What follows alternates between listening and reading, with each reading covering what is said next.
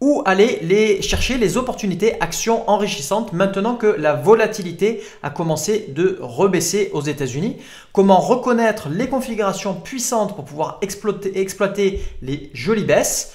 Et je vous invite à continuer de profiter des meilleures opportunités en bourse avec la nouvelle boutique de Bourse Ensemble dont on a beaucoup parlé depuis le week-end dernier. La boutique est ouverte et vous pouvez en profiter. Donc on va voir tout ça en détail maintenant dans cette nouvelle vidéo de suivi hebdo des marchés boursiers. Cette vidéo, je vous rappelle, c'est un extrait uniquement de la version complète qui est réservée normalement aux membres premium de ma formation exclusive Gagner en bourse simplement, donc GEBS. On va dans cette vidéo d'abord couvrir la tendance des marchés actions européens et américains et ensuite on va voir un échantillon des opportunités de la semaine 22 pour l'année 2018, donc qui a démarré le lundi 28 mai et qui s'est terminé le vendredi 1er juin. Comme d'habitude pour pouvoir vous montrer l'efficacité redoutable de ma méthode, de mes indicateurs et de mes screeners. Mais juste avant, cliquez sur le bouton s'abonner pour rejoindre les autres traders gagnants abonnés à la chaîne YouTube Bourse Ensemble et pour pouvoir recevoir les prochaines vidéos. Et donc, je vous rappelle que vous pouvez maintenant rejoindre GEBS n'importe quand depuis la nouvelle boutique de Bourse Ensemble avec le lien boutique sur le site www.boursensemble.com. Il n'y aura pas de suivi hebdo le week-end prochain, d'accord? Je ne vais pas être en mesure de le faire. Ça veut dire qu'il va falloir attendre 2 semaines avant le prochain suivi hebdo. Il y a celui de ce week-end, celui du week-end prochain n'aura pas lieu et ensuite on rattaquera dans 15 jours.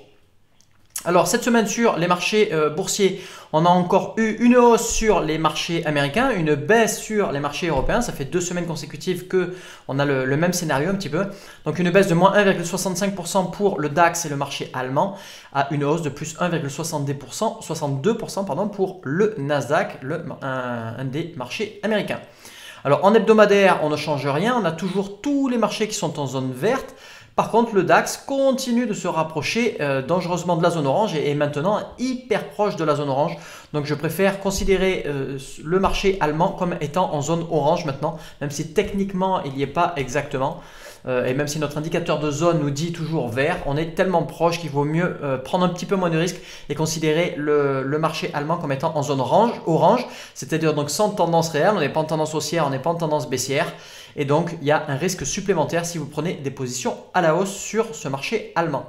En journalier, on avait donc là, vous avez retrouvé 2 petites cases blanches pour le Nasdaq et le Nice pour le début de la semaine, le lundi 28 mai. Normal, les marchés américains étaient fermés le lundi 28 mai. Les marchés européens, eux, étaient ouverts, étaient en zone verte à ce moment-là. On a eu quelques changements cette semaine. On va voir tout ça en détail dans ProRealTime maintenant. Comme d'habitude dans ProRealTime avec l'indice du Nasdaq, donc le code c'est COMP.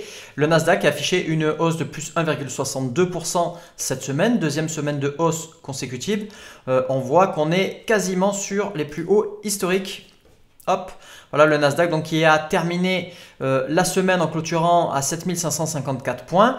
On a une jolie bougie bleue haussière donc pour matérialiser cette hausse de plus 1,62%. Le Nasdaq qui évolue depuis plusieurs mois au sein d'un canal haussier. On était venu rebondir sur le support à la 14e semaine, donc début avril 2018.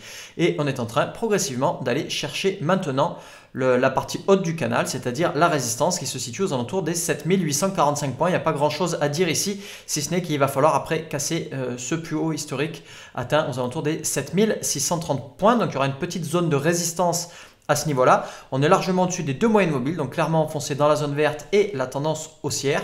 Si je bascule en journalier, voilà, on voit qu'on a passé la mi-hauteur du canal. On est clairement orienté vers la résistance maintenant. On a eu pas mal d'incertitudes la séance de mardi 29 mai avec seulement un demi% de baisse, mais un doji parfait, donc un corps inexistant, une mèche haute et une mèche basse. Et une hausse prononcée pour terminer la semaine vendredi avec une ouverture sur un gap haussier et une hausse au final de plus 1,51%. Donc en journalier, pareil, zone verte, pas grand chose à dire. Là, on va aller chercher maintenant notre résistance. Le S&P 500 en hebdo, voilà, donc le S&P 500 qui a affiché une hausse de plus 0,49%, donc pas aussi importante que le Nasdaq. Hop, je zoome un petit peu plus. Donc le S&P 500 qui clairement enfoncé en zone verte, donc en tendance haussière depuis longtemps. On a atteint un sommet aux alentours de fin janvier de cette année. Le S&P 500 a corrigé depuis sous forme de triangle symétrique. On était arrivé à s'extirper par le haut de ce triangle symétrique et cette ancienne résistance agit maintenant comme support et c'est exactement ce qu'on va voir encore plus en détail en journalier puisqu'on est venu buter dessus et rebondir dessus. Donc pas véritablement de soucis en hebdomadaire. Comme je le disais, en zone verte, donc clairement en tendance haussière, même si on est sur une petite consolidation actuellement, on est encore assez loin de la moyenne mobile à 50 semaines. Et si je bascule en journalier, voilà, on voit que cette ancienne résistance sur laquelle on était venu buter à plusieurs reprises et où on se faisait écraser de plus en plus, on est arrivé à sortir par le haut et depuis cette ancienne résistance s'est transformée en support et donc a tendance à maintenir les cours. C'est exactement ce qui se passe actuellement. Voilà, donc on est en zone verte en journalier, on est passé assez proche de la moyenne mobile à 50 jours, donc proche de la zone orange. On est reparti en rebondissant sur ce support maintenant pour repartir un peu plus, s'enfoncer un peu plus dans la zone verte, la tendance haussière. Les marchés européens, alors là par contre c'est un petit peu moins brillant. Le DAX donc, a affiché une baisse de 1,65%, donc la plus forte baisse de la semaine. Si vous prenez la grosse tendance générale, on est clairement sur une tendance haussière, d'accord. Même si on a réintégré de temps en temps la zone orange, vous voyez que depuis septembre 2011, on est quand même sur une belle tendance haussière. Ce qui est encore plus flagrant, c'est si je bascule en mensuel, nos indicateurs de zone continuent de fonctionner et vous voyez très bien que depuis novembre 2011, on est au-dessus des deux moyennes mobiles mensuelles à 50 mois et à 200 mois et donc clairement dans zone verte. Par contre, si je rebascule en hebdo, ben voilà, hop. Donc le DAX, marché allemand, qui évoluait au sein d'un canal haussier particulièrement pentu. Je vous avais expliqué que ça ne peut pas durer une situation comme ça. Ça peut durer 2 mois, 3 mois maximum. En général, au bout d'un moment, il y a des prises de bénéfices qui sont faites et donc on a une certaine correction qui se produit. Ben, c'est ce qui vient de se passer là les deux semaines précédentes. La semaine d'avant, moins 1,07% de baisse. Cette semaine, moins 1,65%. Donc une augmentation de la baisse avec une augmentation des volumes. Ça, c'est absolument pas positif. Ça veut dire que l'indice va continuer très certainement de s'enfoncer. Il a clôturé juste au-dessus de la moyenne mobile à 50 semaines. Donc on est toujours en zone verte techniquement. Dans la pratique, pour tous ceux qui opèrent en hebdo, considérez déjà le marché comme en zone orange avec un risque supplémentaire pour les prises de position à la hausse. Là, il n'y a pas vraiment de support sous nos pieds pour retenir la baisse de l'indice, si ce n'est un seuil aux alentours des 11 875 points. Donc, je ne suis pas hyper positif sur le marché allemand et la baisse risque de continuer pendant encore un bon moment. En journalier rapido, voilà, on voit un petit peu l'hésitation aux alentours de la moyenne mobile à 200 jours. Et depuis, donc on est maintenant un petit peu écrasé entre la moyenne mobile à 200 jours et la moyenne mobile à 50 jours. Ces deux moyennes mobiles sont très proches l'une de l'autre. Ça veut dire quoi? Ça veut dire que la zone orange est quasi inexistante et qu'on peut très facilement rebasculer de la zone rouge, tendance baissière, à la zone verte, tendance haussière. Donc là, on est en zone orange pour terminer la semaine techniquement. Bientôt à considérer même comme de la zone rouge puisqu'on n'est plus très loin de la moyenne mobile à 50 jours. On va passer rapidement maintenant sur le reste des marchés européens. Donc le CAC 40 qui a affiché une baisse de moins 1,39%. C'est un scénario assez similaire au marché allemand. Une hausse effrénée, un plus haut pour démarrer la semaine d'avant et ensuite dégringolade la semaine d'avant, puis redégringolade encore cette semaine. Une dégringolade encore un petit peu plus poussée avec encore une augmentation des volumes. Donc là maintenant on va aller chercher le support aux alentours des 5265 points. On est toujours en zone verte mais on se rapproche de la zone orange. Le marché britannique avec notre indice de référence maintenant qui est toujours le code UKX mais qui est un ETF maintenant fourni par la banque HSBC. Et donc notre indice de référence pour le FTSE 100 a fait du surplace cette semaine avec seulement une baisse de 0,08%. Scénario assez similaire aux autres marchés européens comme le CAC 40, nos indices de référence européens pardon, comme le CAC 40 et le DAX. Pas grand chose à dire, on est toujours en zone verte, on est sur la partie haute du canal. On a buté maintenant et on va repartir vers le support. Pour des opportunités, donc vous avez déjà pu constater que nos screeners sont un petit peu moins productifs, aussi bien les screeners à la hausse qu'à la baisse. surtout sur les marchés américains. C'est pas surprenant, on vient de finir la période d'annonce de résultats trimestriels pour le premier trimestre de 2018. Donc c'est normal, il y a une baisse de la volatilité et donc beaucoup moins de tempêtes qui se déclenchent et qui sont retournées par nos screeners. Les calmes plats sont toujours là, mais vu qu'il nous faut un calme plat suivi d'une tempête, ce qui nous manque là, ce qui commence à nous manquer un petit peu, ce sont les tempêtes. Donc il y a eu moins d'opportunités à la hausse et à la baisse, particulièrement sur les marchés américains. On a quand même eu pas mal d'opportunités à la baisse, sympathiques.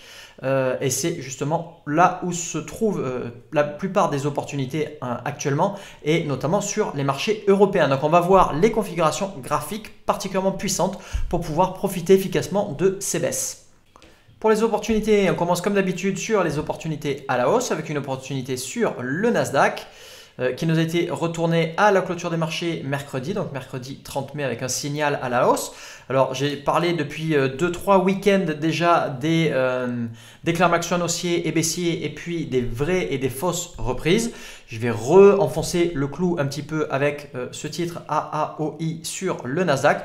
Donc grosse dégringolade depuis qui s'est amorcé depuis début août 2017. Le titre était, je vais dézoomer un tout petit peu plus, le titre était en zone verte, et ensuite il est passé en zone orange pour continuer sa dégringolade et ensuite a basculé en zone rouge. On a eu un plus bas qui a été atteint, ça c'était le 4 avril de cette année. On est reparti à la hausse un petit peu, reconsolidé sous forme de triangle haussier, donc résistance horizontale et support haussier, avec une belle baisse des volumes pendant la matérialisation de ce calme plat. Et ensuite, on est reparti à la hausse. Alors ça, ce genre de configuration, c'est une reprise. On est face à une belle reprise. Je vous renvoie sur le suivi hebdo du 18 mai à ce sujet. D'accord ? Donc on est sur une vraie reprise, on n'est pas sur une fausse reprise. Néanmoins, qui dit reprise dit risque supplémentaire, risque important. D'accord, donc prise de position possible sur cette configuration intéressante après le signal du 30 mai. Mais je vous rappelle, risque beaucoup plus important. D'accord, on est donc sur une longue tendance baissière, une petite reprise, une consolidation et le premier signal à la hausse. Donc ça peut payer fort, très fort et très rapidement, mais ça peut aussi être particulièrement risqué. Là, on a quasiment atteint le premier objectif de gain déjà. Ensuite, toujours pour les hausses, le titre PTCT, celui-là, il était sur le Nasdaq aussi, une hausse depuis décembre 2017, consolidation sous forme de triangle symétrique par la suite. Je rezoome un peu plus. Une tempête haussière le jeudi 31 mai, le titre en zone verte, le marché en zone verte aussi, donc en tendance haussière, une jolie baisse des volumes pendant la matérialisation de ce calme plat et donc une jolie tempête haussière le jeudi 31 mai. On a déjà eu la veille du signal, on a eu une hausse un petit peu des volumes, les acheteurs qui reviennent en position. Hop, et je vais dézoomer encore un peu plus. Alors, ces vieilles résistances là qui sont sur la gauche, il ne faut pas y prêter trop attention, d'accord? Elles ont eu lieu il y a 2 ans, 2 ans et demi. Elles sont donc vieilles dans les esprits. Et en plus, elles étaient sur la descente et pas sur la montée. Sur la descente, donc elles ont un rôle beaucoup moins important. Donc pour moi, c'est une belle opportunité à la hausse. Hop, avec ce signal du 31 mai, on a continué à s'envoler derrière. Donc ça, c'était le titre PTCT. Toujours pour les baisses, c'est le titre DLTR sur le Nasdaq avec de nouveau la configuration graphique qui est intéressante sur lequel opérer et que j'adore sur les hausses et que j'aime encore plus sur les baisses, c'est le triangle symétrique. C'est le triangle symétrique donc avec grosse tendance haussière. On atteint un plus haut en fin janvier 2018. Le titre redégringole depuis. Consolidation sous forme de triangle symétrique, donc une résistance baissière, un support haussier, une jolie baisse des volumes pendant la matérialisation de ce calme plat, un titre qui passe de la zone verte à la zone orange puis à la zone rouge et ensuite donc les bandes de Bollinger qui se resserrent, des intéressements de plus en plus prononcés sur le titre et ensuite accélération de la baisse le 31 mai suite à une annonce de résultats trimestriels qui avait lieu le matin même. On enfonce même la partie gauche du triangle, rien à redire, belle opportunité à la baisse mais une baisse néanmoins assez importante à aller chercher. Il y a une baisse de pas loin de 14-15% à aller chercher. Au moins, donc, il faudra être un petit peu plus patient et probablement faire face à un throwback, c'est-à-dire un léger rebond à la hausse avant de repartir fortement à la baisse. Dernier titre pour les baisses avec des belles opportunités. Cette fois-ci, c'est sur le marché allemand, donc les marchés européens. Un titre que j'avais présenté lors du suivi hebdo du 30 mars, précisant que on avait une belle opportunité à la baisse, d'accord. Mais par contre, on avait, je vais dézoomer un peu plus, un support assez important. Voilà. Alors il était lointain, mais il était important. On était venu buter à plusieurs reprises là-dessus aux alentours de juillet 2016. Et là, le risque était assez important de venir buter encore dessus. Et donc le gain, le ratio gain-risque n'était pas super positif et particulièrement en notre faveur. Et donc il y avait un risque important de venir les buter sur ce support. C'est exactement ce qui s'est produit. Le titre a continué de dégringoler un peu, a buté pendant plusieurs séances sur ce support, cafouillé au niveau de ce support, et ensuite reparti un petit peu au-dessus. Le titre a continué, les cours ont continué d'évoluer au sein d'un canal horizontal et cette fois-ci on a eu un signal de nouveau à la baisse avec une accélération de la baisse mercredi 30 mai. C'était suite à une annonce de résultats semestriels qui avait eu lieu le jour même et donc une accélération de la baisse. Alors on avait notre indicateur de climb action baissier aussi qui s'est déclenché avec donc un risque probable d'essoufflement déjà de la baisse. Pas super fiable. Pourquoi ? Parce qu'on n'était pas sur la plus forte baisse depuis le début de la baisse, loin de là. On a eu beaucoup plus fort fin janvier, on a eu beaucoup plus fort en octobre 2017 aussi. Et ensuite, on n'était pas non plus sur la plus forte baisse des volumes, la plus forte hausse des volumes à ce moment-là. Donc l'indicateur de climb action baissier, il n'est pas hyper fiable dans ce cas de figure, d'autant plus qu'on vient d'avoir deux consolidations l'une derrière l'autre. Donc belle opportunité à la baisse cette fois-ci. Et cette fois-ci, on n'a pas de support sous nos pieds pour venir empêcher la baisse. Alors pour conclure cette vidéo, on a un petit peu moins d'opportunités actuellement, notamment sur les marchés américains. On vient de terminer la période d'annonce de résultats trimestriels pour le premier trimestre. Néanmoins, restez vigilants en tout cas sur les marchés européens qui sont en train de basculer progressivement en zone orange, aussi bien en journalier qu'en hebdomadaire. Merci d'avoir regardé cette vidéo en entier. Cliquez sur le bouton like juste en dessous et abonnez-vous à la chaîne YouTube Bourse Ensemble pour ne pas rater les prochaines vidéos. Pour en savoir plus sur ma méthode exclusive GEBS et pour pouvoir connaître les autres belles opportunités, vous pouvez ou bien accéder gratuitement à ma formation La voie rapide en bourse vers l'indépendance financière en cliquant sur la vignette correspondante, ou alors vous pouvez aller sur la boutique de Bourse Ensemble.